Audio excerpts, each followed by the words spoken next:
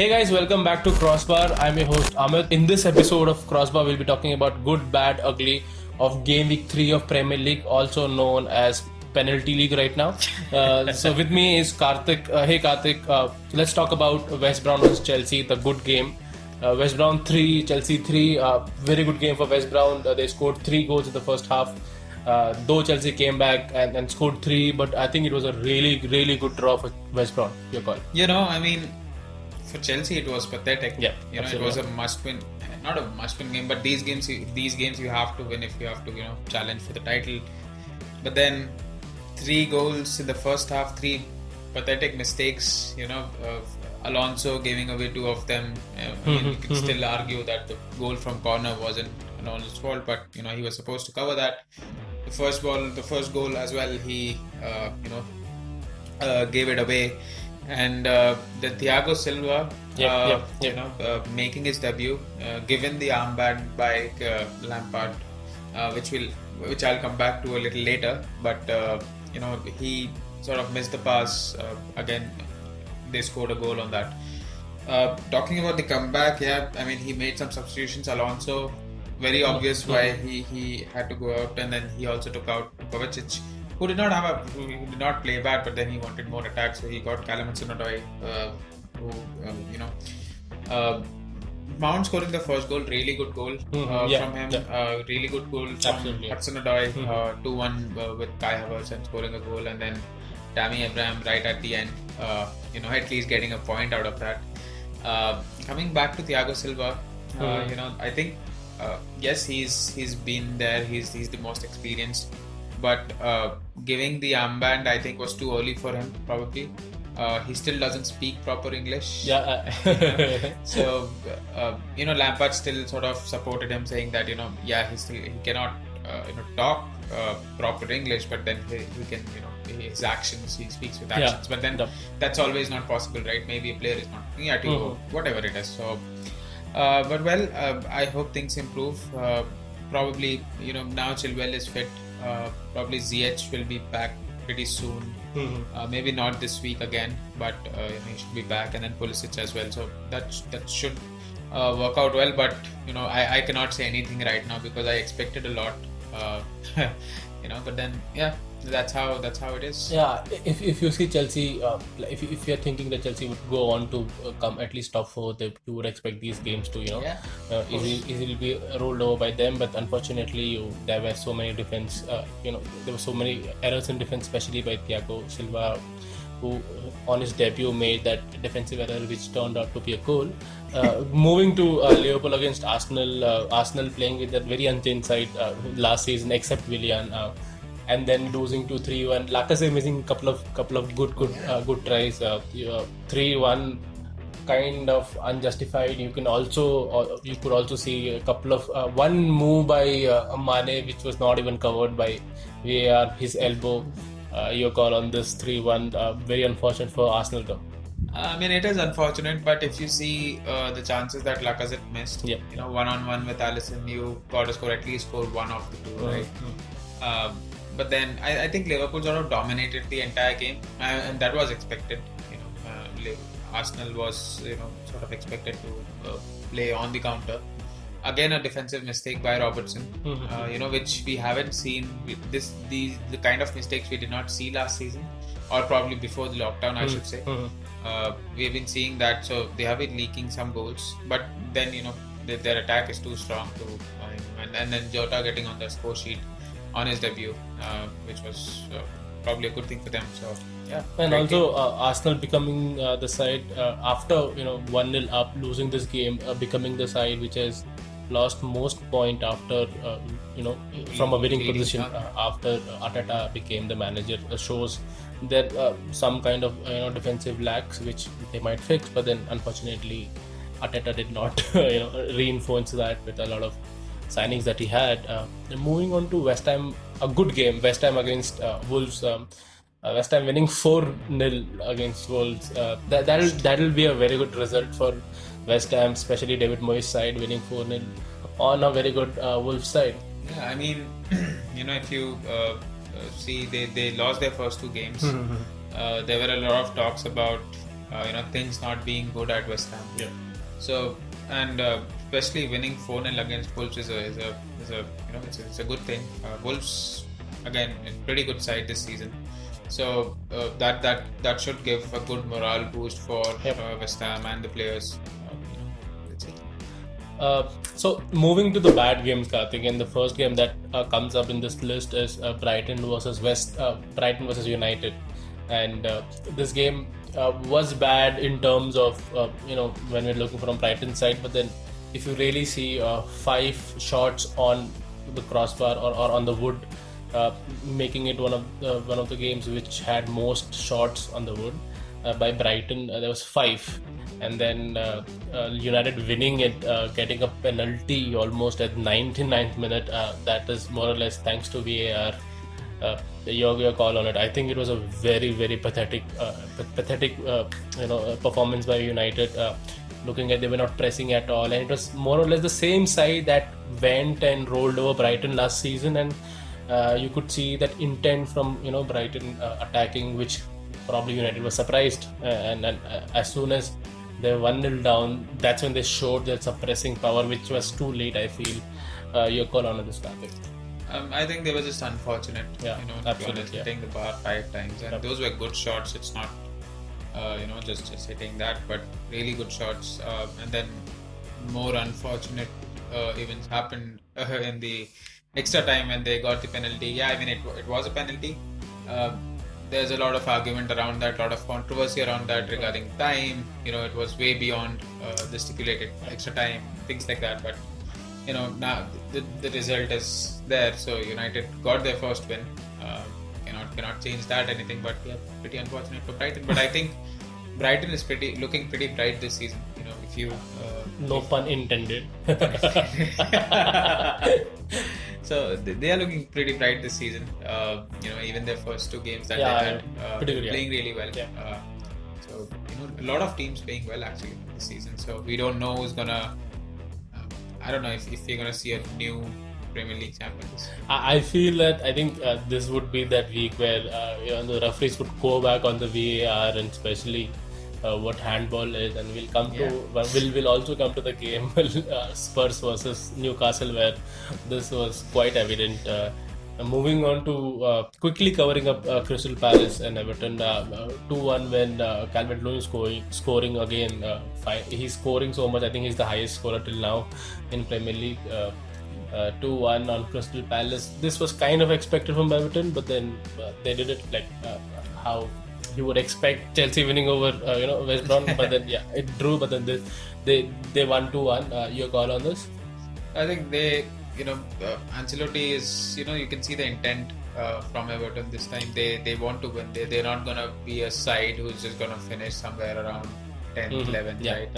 So winning the first 3 games, being in good form, everybody is starting to notice them now.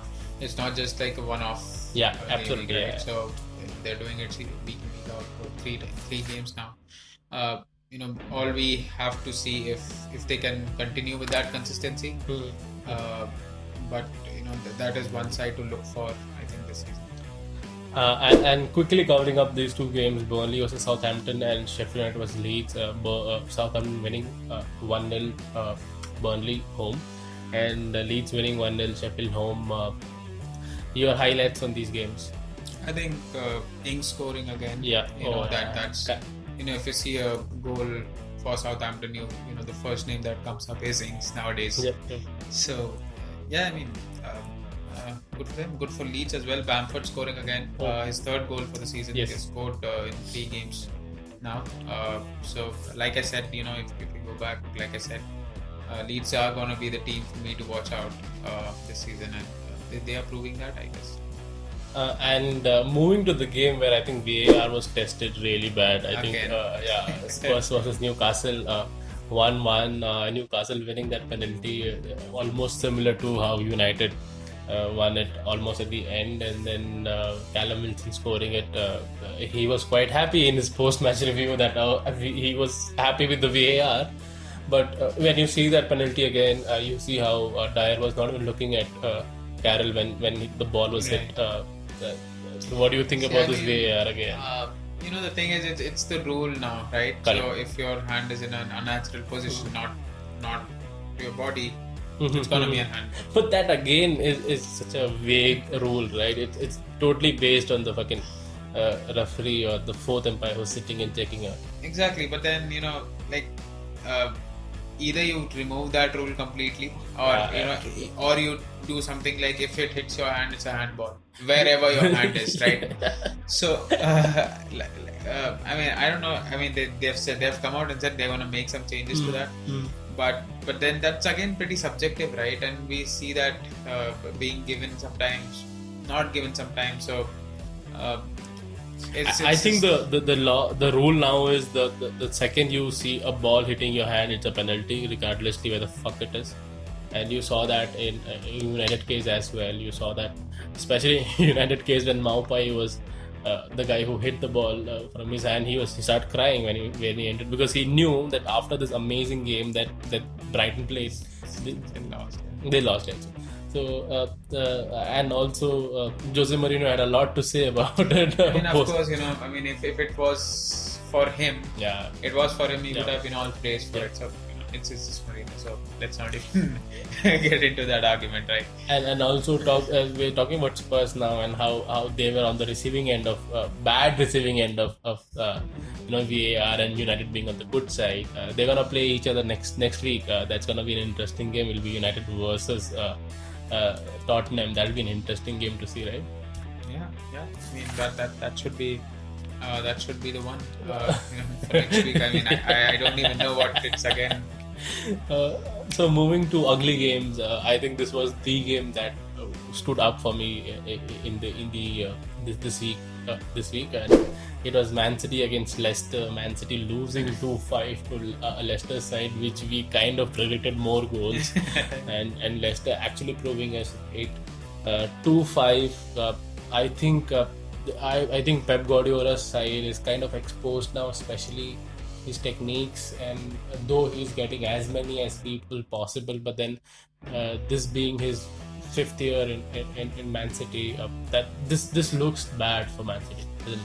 I mean, it definitely does, right? And if you see those 3 penalties that were there, those were needless. Absolutely, given penalties, right? You don't have to. I mean, if you're gonna hold the attacker's shoulder, he's gonna go down. That's what they're looking for nowadays, right? Strikers do that. And even if you want to do that, still go ahead and do that.